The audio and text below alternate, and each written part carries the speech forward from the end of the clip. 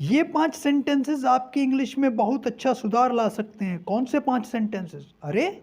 भेजे नहीं? अरे भाई भेजो। ये आ गए वो 5 सेंटेंसेस जिन्हें आप अगर तैयार कर लेते हैं तो आपकी इंग्लिश में एक बहुत अच्छा सुधार आने वाला है। इसमें सबसे पहला सेंटेंस है what do you mean? What do you mean का मतलब है कि आप कहना क्या चाहते हो, आपका कहने का मतलब क्या है। जब भी आप सामने वाले से कहना चाहते हो कि आप कहना क्या चाहते हो, आपका कहने का मतलब क्या है, तब आप बोलते हैं what do you mean? What do you mean? दूसरा सेंटेंस है I know what you mean. I know what you mean का मतलब है कि मैं तुम्हारी भावनाओं को समझ सकता हूँ। मैं समझ सकता हूँ कि आप इस वक्त कैसा महसूस कर रहे हैं। मैं समझ सकता हूँ कि आप क्या कहना चाहते हैं।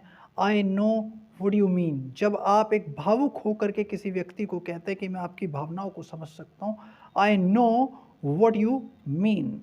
तीसरा सेंटेंस है I see what you mean. I see what you mean.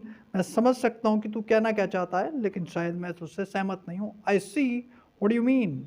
मैं समझता हूँ कि तू क्या कहना चाहता है, बट शायद मैं तुझसे सहमत नहीं हूँ। आई सी व्हाट यू मीन। चौथा सेंटेंस है see what I mean.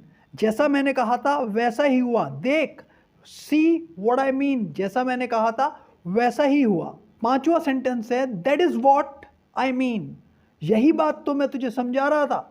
That is what I mean. यही बात तो मैं तुझे समझा रहा था। That is what I mean. यही बात तो मैं कहना चाह रहा था। और करिए इन 5 सेंटेंसेस को तैयार, लगाइए अपनी इंग्लिश में 4 चांद और करिए वेट हमारी अगली वीडियो का। तब तक के लिए जय हिंद।